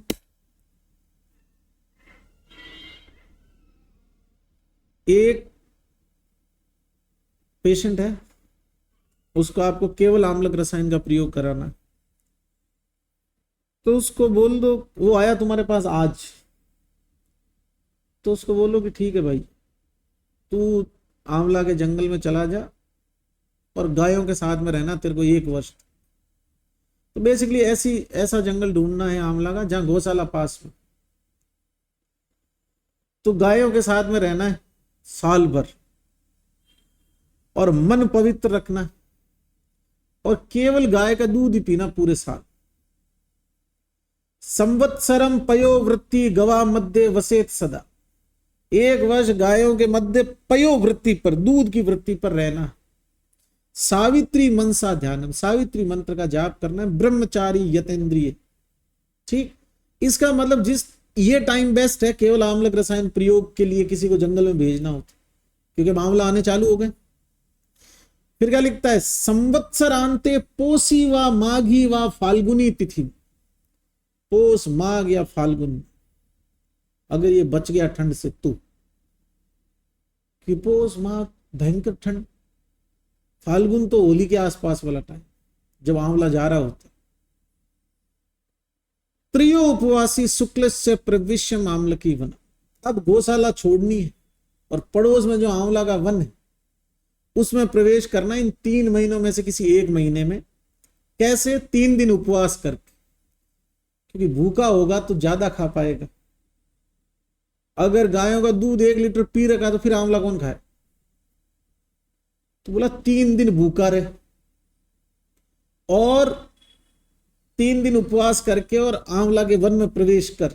ब्रेत फल आड्यम आरूहम द्रुमम शाखा गतम फलम, ऐसा पेड़ देखना जिसमें आंवले बहुत बड़े बड़े से, और वो पेड़ भी बहुत बड़ा। पता चले ऐसी छोटी मोटी टहनी पे चढ़ गया, हाथ पांव तुड़वा ली, गिर गया ऊपर से, टहनी टूट गई। फिर क्या कहता है कि ढूंढना मत कि कौन से आंवले में अमृत, क्योंकि आंवले में अमृत बहुत थोड़ी टाइम के लिए आता है। तू क्या करना, पेड़ पे चढ़ जा और एक आंवला जो तेरी चॉइस का हो उसको हाथ में पकड़ के बैठ जा और उसको ऐसे देखता रहे। जब तुझे उसमें से शहद जैसी खुशबू आए, जब वो सॉफ्ट लगे, थोड़ा सा येलोइश लगे, समझना अमृत आ गया, उसी टाइम तोड़ के खा लेना। एक खाया, अगला पकड़ ले, और ऐसे खाते रहना जब तक पेट नहीं भरे। तो कहानी है पूरी, मैंने जो मार्क करा उसका कारण सिर्फ इतना सा है कि इसमें से कोई लाइन उठ के नहीं आएगी, लेकिन स्टोरी तो पता हो कि केवल आम्लक रसायन में किसके बीच में रहना होता है, गायों के बीच में। कितने समय? 1 वर्ष। कौन से मंत्र का जाप? सावित्री मनसा ध्यानम। आंवले का ग्रहण किस माह में? पोष माह या फाल्गुन में। तो ये वो रसायन है। इतनी बड़ी स्टोरी इसमें है कि आधे पेज का प्रश्न बन सकता है कि आम्लक रसायन के बारे में निम्न कथनों पर विचार कीजिए। ठीक, आगे क्या लिखता है, तदा अवश्यम अमृतम वस्यतम आम्लके क्षणम, अवश्य रूप से अमृत आएगा एक क्षण के लिए आंवले। और वो पता कैसे चलेगा? शर्करा मधु कल्पानी स्नेहवंती मृदु नीच, ऊपर से आंवला एकदम चिकना दिखेगा, स्नेह से जैसे उसके ऊपर घी लगा दिया किसी ने वैसा, चीनी और शहद जैसा खुशबूदार, और मृदु हो जाए। भवन्ते अमृत। अब मैं ये जो लाइन लगा रहा हूं इसका मतलब ये नहीं तुम्हें याद करनी है, जो याद करनी है उसके लिए मैं बोलता हूं कि एग्जाम में ये लाइन आ सकती, ठीक है, पर इसकी स्टोरी तो पता हो। भवन्ते अमृत संयोगानी, अगले का जीवेद वर्ष सहस्त्राणी तावन्ते आगत्य यौवनम, 1000 वर्ष की युवा अवस्था को प्राप्त करता। कितना खाना है? सोहितम येषाम गत्वाम तू भवत्ते अमर सन्नि। और ये है वो लाइन जो एग्जाम में आती है, स्वयं च अस्य उपतिष्ठन्ते श्री वेदा वाक् च रूपिणी। तो अपने जूनियर्स को बोल देना जो भी अगली बार एडमिशन लेने वाले हैं यहाँ आरजीसी में पढ़ने के लिए, कि 1 साल उधर मत लगा, 1 साल तू क्या कर, आंवला के वन में प्रवेश कर ले। उससे क्या होगा कि उसके जुबान पे सरस्वती बैठ जाएगी और एग्जामिनर उसको पूछेगा कि आम्लक घृत की प्रयोग मात्रा है, और सरस्वती उससे अपने आप बुलवाएगी कि ये ऐसा हो जाएगा। प्रशस्ति है, डायरी में लिखनी, याद करनी है कि ये केवल आम्लक रसायन के, बस लाइन पहचान जाओ। नेक्स्ट, लोह आदि रसायन। जिस तरह से आचार्य चरक ने लोह आदि रसायन बताया, उसी तरह सुश्रुत संहिता में अयस्कृति का विधान है। अयस्कृति, सुश्रुत अयस्कृति बताते हैं कुष्ठ चिकित्सा में, और अयस्कृति सुश्रुत की देन है। आया हुआ प्रश्न है, कहां बताइए? कुष्ठ चिकित्सा में। दूसरी बात सुनो, चरक ने जो लोह आदि रसायन बताया है वो भी वही काम करता है जो सुश्रुत की अयस्कृति करती है, लेकिन सुश्रुत के पास में इतना समय नहीं होता था, क्योंकि इमरजेंसी केसेस आते थे कि वो पहले से दवाई तैयार करके रख ले इतनी सारी। तो चरक ने बोला कि भाई लोह आदि रसायन जो है वो बनने के 1 साल बाद यूज कर। इसमें ऑक्सीडेशन से रिलेवेंट कोई फंडा है एक तो, दूसरा ये है कि मेटल पॉइजनिंग नहीं होगी। अगर साल भर पड़ा रहेगा ना तो ऑक्सीडाइज हो जाएंगे उसके जो पार्टिकल मेटल फॉर्म में बच गए।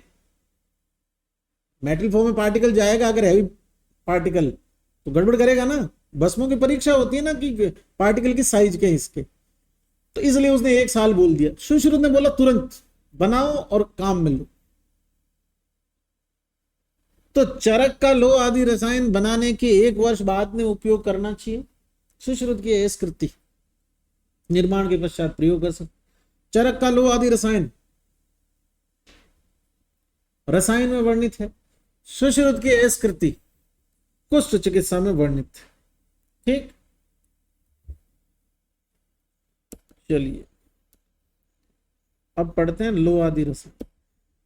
त्रिफलाया रसे मूत्रे गवा सारे चे लावणे क्रमेण चे अंगूदी सारे किंसुक सारे एवच। गिनो। त्रिफला रस 1, गोमूत्र 2, सार 3। लावणे किसको बोलते हैं?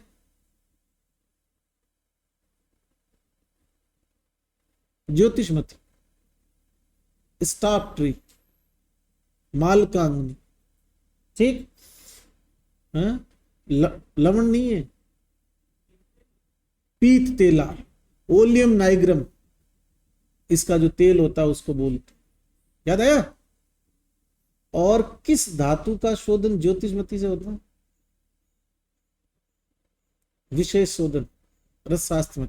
जो बताएगा ना उसको पक्का पक्का चॉकलेट के पैसे भेजूंगा मैं, जरूर से खा लेना, लेके देख के मत बताना, ईमानदारी से बताना किस धातु के शोधन में ज्योतिषमती काम आती। अरे ऑनलाइन वालों तुमसे बहुत उम्मीदें हैं भाई, कोई बताएगा? बिना दे के बताना। पढ़ाया नहीं अभी मैंने रस शास्त्र में। रजत आंसर करा ना किसी? रजत के शोधन में मालकांगनी का प्रयोग होता है, ज्योतिषमती। ठीक है, तुम्हें एक बात समझ में आई कि तुम पढ़ो ना पढ़ो किसी टॉपिक को, या तुम उसको इंपॉर्टेंट मानो या ना मानो, कोई ना कोई तो पढ़ रहा है और उसको, ये तो चलो मैंने पढ़ाया नहीं है वैसे नहीं बता रहा हूं, पर कई बार ऐसा होता है ना कुछ टॉपिक अपन इंपॉर्टेंट नहीं मानते और छोड़ते हैं, लेकिन जब क्लास में पूछते हैं तो कोई ना कोई उसका आंसर सही देता है ना। इसका मतलब क्या है कि कोई ना कोई तो पढ़ रहा है, चाहे तुम मत पढ़ो, और वो कोई ना कोई तुम्हारे साथ एग्जाम देगा। इसलिए मोरल रिस्पॉन्सिबिलिटी हो जाती है कि जो पढ़ा है वो सारा पढ़ना है। अपने मन से रेंज डिसाइड नहीं करनी है कि हाईली इंपॉर्टेंट और ये मॉडरेटली इंपॉर्टेंट और ये लेस इंपॉर्टेंट। ये करना तो काम मेरा है, मैं तुमको सिर्फ हाईली इंपॉर्टेंट ही पढ़ा रहा हूं, तुम उसके अंदर और कैटेगरीज मत बनाना। गिनो देखें, त्रिफला, गोमूत्र, सार, लवण, बोलो सर ये ज्योतिषमती, लावण्य और इंगुदी सार और किंसुक सार। अब इन सब के अंदर क्रमशः लोहे के छोटे छोटे पत्र बने हुए, उनको बुझाना है। पत्र समझते हो ना, मतलब कागज जितने पतले लोहे के जो चद्दर आते हैं वो बना लो। कैसे? तीक्ष्ण है, इससे तीक्ष्ण लोह का पत्राणी, वन्नी वर्णानी साधित, एकदम रक्त तप्त कर लो। और क्या लिखा है? चतुर अंगुल दीर्घाणी, लंबाई 4 अंगुल और तिल जितने पतले, विड्थ, तिल उत्सेद तनून, ज्ञात्वा तू अंजनाभानी सूक्ष्म चूर्णानी कार्यत। एक एक में नंबर से गर्म कर करके बुझाते जाओगे, लास्ट में इनका काजल जितना बारीक चूर्ण बना लो। और इस चूर्ण के अंदर क्या लिखता है, चूर्णानी मधुना रसेन आम्लकस्य च युक्तानि लेहवत कुंभे स्थित घृत भाग। अब इसके अंदर मधु और आंवला का रस मिला दो लोह चूर्ण में, और इसको एक अंदर से घी लिपटे हुए घड़े के अंदर रख दो।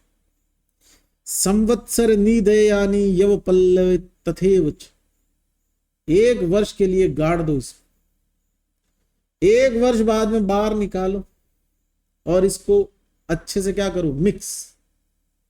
तो लिखा संवत्सारत्ते तस्य प्रयोगे मधु सर्पिशाम, याद आया? अरे लोह रसायन है तो अनुपान क्या होगा, मधु सर्प। चलिए अब इसकी प्रशस्ति, अभी तक जो पढ़ा वो थियोरेटिकली आएगा, श्लोक उठ के नहीं आएगा उसमें से। इसमें इस पर्टिकुलर लोअर श्लोक आने वाली लाइन ये है, दोनों जो एग्जाम में उठ के आ सकते। न अभिघातेर न च आंतकेर जरिया न च मृत्यु, न तो चोट उस पे असर करेगी, न रोग उस पे असर करेगा, न बुढ़ापा असर करेगा, न मृत्यु उसका कुछ बिगाड़ सकेगी। तो शरीर लोहे का बन गया, ऐसे याद कर लेना। चोट, हेलमेट लगने के बाद में सिर में चोट नहीं लगती ना, ये स्टार्टिंग भी तो वैसे ही है कि शरीर के अंदर लोहा है तो शरीर लोहे जितना मजबूत, अभिघात आंतक जरा मृत्यु कोई भी उस पर इफेक्ट नहीं ला पा रहा। और दूसरी लाइन में क्या लिखा, धीमानम यशस्वी वाक सिद्धम श्रुतधारी महाधनम। तो दूसरी अगर याद रहे तो ठीक, नहीं तो इसको तो जरूर से डायरी में लिखना, न अभिघाते। और रिलीवेंट लाइन ही डायरी में लिखवा रहा हूं, जिसका रिलीवेंस समझ आए। जैसे आदित्य चंद्र है तो सूर्य और चंद्रमा, सोना और चांदी, द्वितीय ब्रह्म रसायन, और एग्जामिनर भी वैसे ही देगा। और ये जो है ना, न अभिघाते च आंतक के जर्या न च मृत्यु ना, तो ये मेरी गारंटी है, ये मेरा उस चीज से मेरा लेना देना है कि आएगा यही इसमें से। लेकिन ये आपकी ड्यूटी है कि जो बता रहा हूं उस लाइन को आप वेटेज दो, ठीक। चलिए नेक्स्ट, ऐन्द्र रसायन।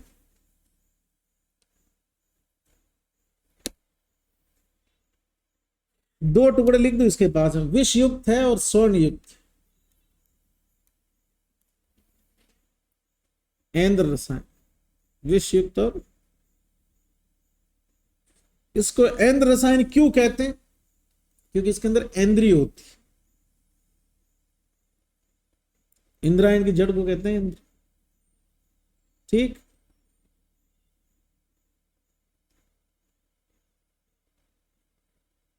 इंद्रायण के बीज को क्या कहते हैं,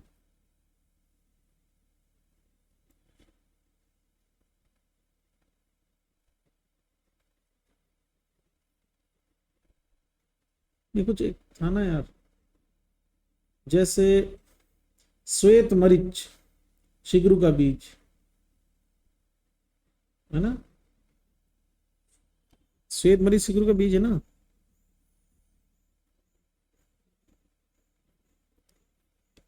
तो वैसे ही कुछ था, मैं मिस कर गया। चलो किसी को याद आए तो बता, नहीं तो आगे तो पढ़ेंगे। अब देखो, विष युक्त है, स्वर्ण युक्त है। लाइन देखो, एक शब्द लिखा है इसमें वचा, है ना, पिपली लवण हेम, हेम मतलब सोना, शंख पुष्पी विष, विष किसका पर्याय है, वसनाभ और घृत। लिखा है सब त्रियवक, 3 यव प्रमाण में लेने, किसको छोड़ के, हेम सर्पी और विष। क्यों, हेम 2 यव, सोना 2 यव, विष तिल प्रमाण, सर्पी 1 पल, और बाकी सब 3। याद रहेगा क्या पढ़ रहे हैं, इंद्र, ठीक है। एक बात और ध्यान रखना कि आम्लक अयस ब्रह्म रसायन तृतीय पाद में पढ़ा था, केवल ब्रह्म रसायन प्रथम पाद में, है ना।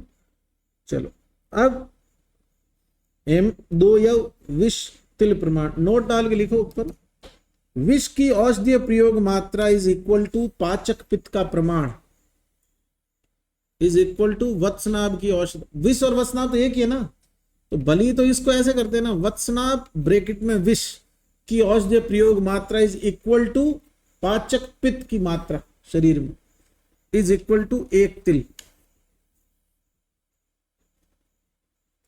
विष की औषधीय प्रयोग मात्रा पाचक पित्त की शरीर में मात्रा के बराबर है, और ये कितनी है? 1 तिल।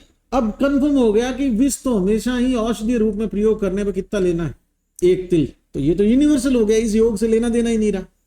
इस योग की बाकी सभी चीजें 3 योग, लेकिन सोना महंगा है ऐसा मान लो, ऐसे मानना, वास्तव में सच्चाई ये नहीं है, कुछ और है। ऐसा मानना कि सोना महंगा होता है इसलिए कितना? 2 योग। घी 1 पल, ठीक है। नेक्स्ट एक प्रशस्ति है, परम ओजस कर्म च एतत् इंद्र रसायन।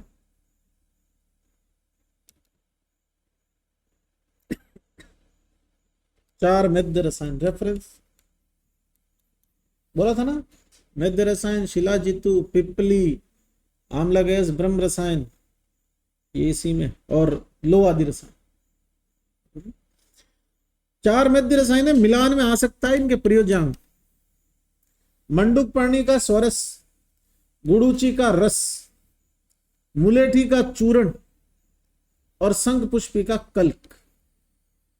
चतुर्विध मध्य रसायन का प्रयोजांग से मिलान करो।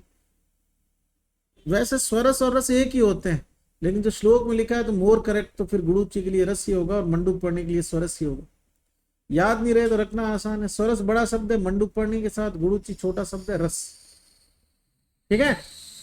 और शंख पुष्पी का कल्क और मुलेठी का चूर्ण तुम्हें बताइए किसके साथ प्रयोग करने हैं? सुनना बात को। अच्छा, मुलेठी का चूर्ण जो है वो किसके साथ प्रयोग करना है? दूध के साथ। मुलेठी चूर्ण दूध के साथ मध्य रसायन। अब सुनो गौर से, क्वेश्चन आज तक तो ये इजी इजी से आया, मिलान वाला। और अब शंख पुष्पी 4 में बेस्ट रसायन। प्रश्न यह आ सकता है कि एज ए मध्य रसायन शंख पुष्पी श्रेष्ठ रसायन है, इसके रसायन गुण की प्राप्ति के लिए इसके जो औषधीय पादप है उसके प्रयोजांग क्या है? तो बाबू ध्यान दो, देखो, मूल और पुष्प।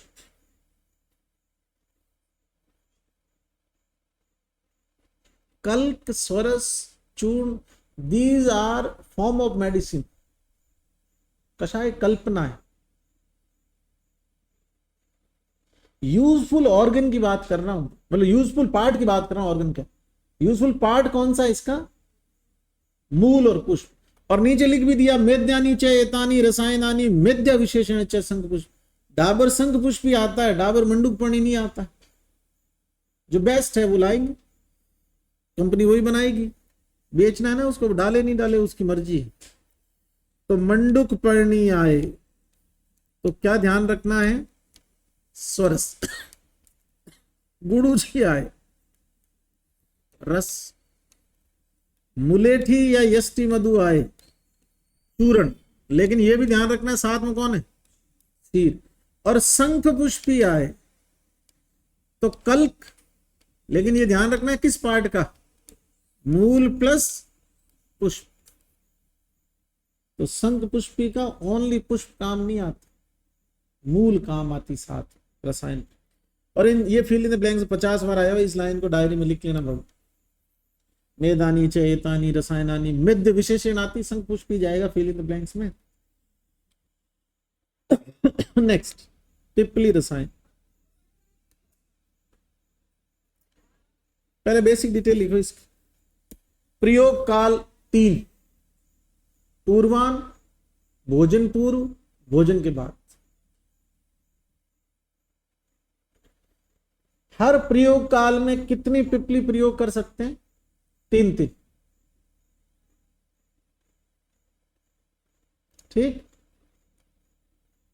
पिपली रसायन में अग्नि बल के अनुसार एक व्यक्ति को प्रतिदिन कुल कितनी पिपली यूज करनी चाहिए? तो 5 या 7 या 8 या 10, ये 4 कैटेगरीज बना दी अग्नि बल के अनुसार। अब मेरी बातें समझ में आ रही तुम्हें? दिन में 3 टाइम लेनी है, या तो 3 भाई दिन में 3 टाइम लेनी है, और रूटीनली उसने ये बोल दिया कि 3 पिपली का प्रयोग हर प्रयोग काल में कर सकते हो, ये जनरल बात। लेकिन रेंज अग्नि के अनुसार उसने क्या बताई, 5, 7, 8 या 10। अब इंपॉर्टेंट ये है कि आप सिर्फ ये याद रख लो तो भी काम चल जाए, 6 और 9 नहीं, 5 से लेके 10 तक की गिनती वाले सारे हैं, 6 और 9 नहीं। अग्नि के अनुसार पिपली प्रयोग की मात्रा, पिपली रसायन, समझ रहे बात।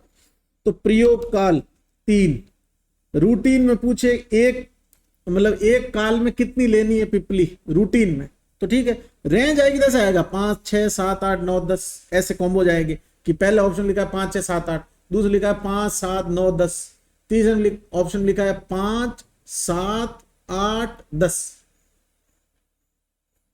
और वैसे पूछेगा कि पिपली रसायन के संदर्भ में कि कितनी पिपली यूज करनी चाहिए, 2, 2, 3, 3, 4, 4 ऐसे। श्लोक देखो, पंचो अष्टो सप्तदशो वा पिपलीर मधु सर्पी साम, मधु सर्पी अनुपान,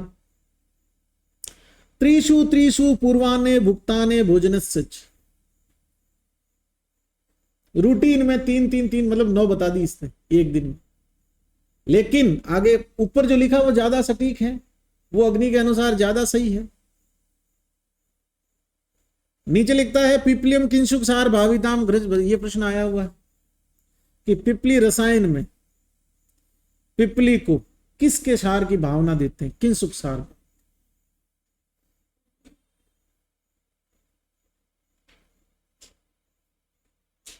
नेक्स्ट एक शब्द लिखा है उसके बारे में बात कर ले, तो वात वलासक। वात वलासक एक ज्वर होता है जिसका नाम तो किस में वर्णित है सबसे पहले, सुश्रुत, लेकिन डिटेल कौन देता है, अष्टांग संग्रह। जैसे अभी चरक में आया वैसे सुश्रुत में भी कहीं आया हुआ होगा वात वलासक, लेकिन डिटेल किसने दी, अष्टांग संग्रह। और संग्रह ऑप्शन नहीं हो तो माधव कर देना। संग्रह काल बोलो, अष्टांग संग्रह का काल, कीड़े पड़ जाएंगे सालों को। 6ठी शताब्दी और हृदय का 7वीं, इसमें सोचना क्या है। माधव निदान का काल, सर रिपीट कर दो, सर कोई नहीं पता क्या रिपीट करना है, कहां की बात कर रहे हो, क्या कर रहे हो, हैं बोलो।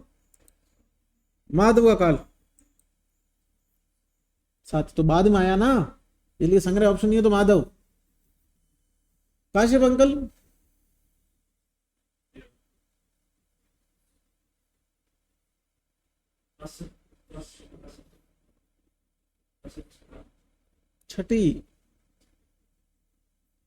छठी शताब्दी। सपना जी जो भी रिपीट करने का बोला था या तो मेंशन कर देना क्लास एंड हो तब, और समझ में आ गया है तो बहुत बढ़िया। चलिए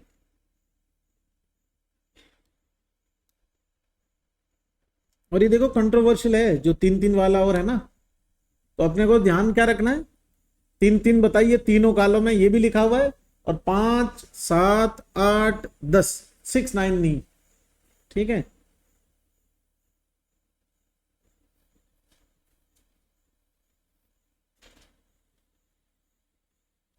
चलो नेक्स्ट, पिपली वर्धमान रसायन। वर्धमान का मतलब तो समझते हो ना, इंक्रीजिंग ऑर्डर में लिखो। ये आचार्य चरक ने पिपली वर्धमान रसायन 3 प्रकार, मतलब 3 कैटेगरीज बताई इसकी, प्रवर, मध्यम, अवर। मैक्सिमम एफिकेसी चाहिए आपको, तो आगे वाला आदमी भी तो उसका बल भी तो मैक्सिमम एफिकेसी का होना चाहिए, तभी तो उसको डाइजेस्ट करेगा, उसमें एब्जॉर्प्शन होगा, व्यापद नहीं होंगे। तो प्रवर प्रयोग इसका है प्रतिदिन 10 बढ़ाते हुए, और पिपली को किस फॉर्म में देना है, कल्क फॉर्म में। और टोटल पिपली कितनी यूज करनी है, 1000। तो ये 1000 पिपली रोज 10 बढ़ाते हुए लेगा तो 19 दिन में पूरी हो जाए। 6 से शुरू करेगा 1000 तक पहुंचने में 25 दिन लगेंगे। और जो मध्यम कल्प है उसके अंदर पिपली का प्रयोग किस फॉर्म में करना है? क्वाथ। अब अवर प्रतिदिन 3 बढ़ाना और इसको चूर्ण फॉर्म में देना है। टोटल 1000 पूरा करने में कितने दिन लगेंगे? 36। अब अपने को ऐसा काम करना ही नहीं है, किताब रफ कॉपी लेके नहीं बैठना है कि पहले दिन 3, दूसरे दिन 6, फिर 19 पहले जो देखे, 25 बाद में 36। ये है ऐसा, भरोसा रखे। ठीक, पॉइंट इतना सा है। चरक ने पिपली प्रयोग के 3 कल्प बताए वर्धमान पिपली में, प्रवर, मध्यम, अवर। प्रवर में 10 प्रतिदिन बढ़ाना है और कल्प फॉर्म में देनी है औषध। दूसरा 6 प्रतिदिन बढ़ानी है क्वाथ फॉर्म। तीसरा 3 प्रतिदिन बढ़ानी है चूर्ण फॉर्म। कितने डेज लगेंगे? 19, 25, 36। वैसे तुम लोगों को पता हो तो फॉर्म ऑफ मेडिसिन की अगर बात करें कषाय कल्पनाओं की, तो स्वरस, कल्क, श्रत, शीत, फांट, इनमें उत्तरोत्तर हास होता है गुणों का। सबसे पहले वाला सबसे ज्यादा एफिकेसी का होता है। तो ध्यान से देखो ना, प्रवर वाले में कल्क दे रहा है, मध्यम वाले में क्वाथ दे रहा है, तो कल्क से क्वाथ थोड़ा डाउन है। तो चूर्ण तो है ही नहीं उसमें। 5 में कहां है? वो तो चूर्ण और अभिषेक को काश्यप मानता है। तो चूर्ण उससे भी ज्यादा क्या है? माइल्ड है एफिकेसी के अंदर। तो 10, 6, 3 केकेसी, कल्क, क्वाथ, चूर्ण। अब इसी बात को सुश्रुत भाई साहब ने बताया और उन्होंने इसको वातरक चिकित्सा में वर्णित किया है वर्धमान पिपली। कुल उन्होंने भी 1000 ही बोली, ये चरक चच्चा भी 1000 ही बोल रहे हैं, लेकिन इन्होंने ये चेंज कर दिया 10, 7, 5। अब मेरी बात सुनो, बुद्धि जब जब खराब हो पिपली रसायन में और वर्धमान पिपली में एक ही फॉर्मूला याद रखो कि वर्धमान पिपली के 3 ही कल्प थे। बुद्धि खराब कैसे हो पता है? उधर 5, 7, 8, 10 अग्नि के अनुसार प्रतिदिन बढ़ाने वाली बात, मतलब प्रतिदिन सेवन करने वाली बात, यहां प्रतिदिन बढ़ाने वाली बात। आपको ये याद रखना है कि उसके अंदर तो 6 और 9 थे ही नहीं पिपली रसायन में। तो वर्धमान पिपली में तो 3, 6, 10 ये हैं और 3 ही कल्प। सुश्रुत 3, 6, 9 की जगह, वो 10, 6, 3 की जगह 10, 7, 5 बोलता है और वातरक चिकित्सा में वर्धमान पिपली का प्रयोग बताया है। अब मैं पढ़ रहा हूं, आप लोग शांति से सुने। क्रम वृद्ध्या दशादहनी दशे पेप्लिकम दिनम वर्धियेत पैसाम से अर्धम तेव अपनयितम पुने जीर्णे जीर्णे च भुजितम षष्टिक शीर सर्पिसाम। और इसको अगर तुम्हारे मन हो लिखने का तो लिख लेना, नहीं तो सुश्रुत में बताऊंगा। चरक ने तो षष्टिक शीर सर्पी बोला है, सुश्रुत क्या बोलते हैं? शीरोदन। पिपली की, वर्धमान पिपली में मैक्सिमम डोज कितनी?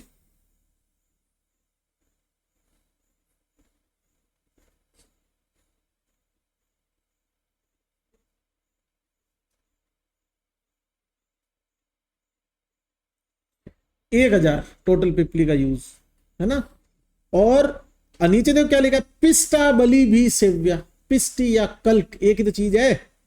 बलवान व्यक्ति में प्रवर सेवन करे, श्रता मध्य बले नरे। अब ऐसी गलती मत करना कि सर आपने तो क्वाथ बोला था वहां शर्त लिखा हुआ था, आपने कल्क बोला था वहां पिस्टी लिखा था, और सर उस फला फला गाइड के अंदर तो है ना पिस्टी लिखा हुआ था, तो ये प्रश्न वहां से आ रहा है। ठीक, चूर्णी करता हशु बले। नीचे चलो, 10 पिपली श्रेष्ठो मध्यम सटे त्रिप्रियंतम से कन्यात से च अबले। मिल गया? 10, 6, 3। और ये है वो लाइन जो आएगी एग्जाम, आएगी मतलब आएगी ही। ब्रंगनम स्वर्यम आयुष्यम प्लीहोदर विनाशनम। पिपली का स्प्लीन डिजीज में बहुत सुंदर काम है, बहुत अच्छा काम करता है। अगर वर्धमान पिपली या पिपली रसायन नहीं भी लिख सको ना, तो 64 प्रहरी पिपली आती, चूर्ण आता है जो 64 प्रहर तक जिसको भावना दी होती पिपली स्वरस की, तो एफिकेसी अच्छी होती। दूध पापेश्वर का आता है, बहुत अच्छा काम करता है। इसके अलावा वो आपके वात कफज डिजीज में बहुत अच्छा काम करता है, मस्कुलोस्केलेटल डिजीज है, आम वात है, इनके। चलिए, ये जोड़ बाकी इसने कर रखा है, तुम मत करना।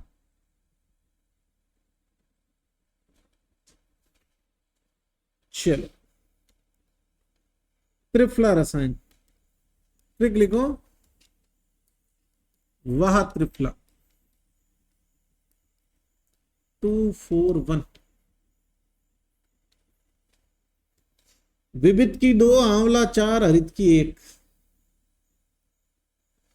विविध की 2 भोजन से पहले, आंवला 4 भोजन के बाद, हरित की 1 जीर्णांत। बहुत ध्यान से सुनो, बहुत लॉजिकल है, रटने की जरूरत नहीं है। विविध की भोजन के पहले ये अग्नि प्रदीप का काम करेगी एक तो, और दूसरा ये क्या करेगी, जितना भी आपके द्रवांश और क्लेद पड़ा है ना जीआई में, उसको सोखेगी। ठीक है। दूसरा, आंवला 4 भोजन के बाद, भोजन के बाद अम्ल अवस्था पाक में डर रहता है एसिडिटी का, ये ठंडा है तो 4 दे दी। हरित की, कटु अवस्था पाक के बाद में भोजन अगर शरीर में रुक जाए तो उसको कॉन्स्टिपेशन कहते हैं, तो जीर्णांत समय पे हरित की दे दिया आपने। अब ये आंतों की गति को रुकने नहीं देगी, इसको पहले दे दिया तो लूज मोशन करवा देगी, तो जीर्णांत समय पे दिया। इसलिए हरित की वाली जो टैबलेट या त्रिफला चूर्ण वगैरह लेते हैं ना लेग्जेटिव के रूप में, वो बिल्कुल सोने के जस्ट पहले लेना चाहिए, जितना हो सके लेट करना उसको। ऐसा नहीं कि सोए नहीं, पर एटलीस्ट आपके सोने के टाइम के एंड में वो चीज होनी चाहिए, क्योंकि एक्चुअल में तो मोशन से 2 घंटे पहले लेना चाहिए। तो वह त्रिफला 241, ठीक। वैसे वी से विविध की है, एच से हरित की, और वो सॉरी ए से आंवला, तो 241 हो गया।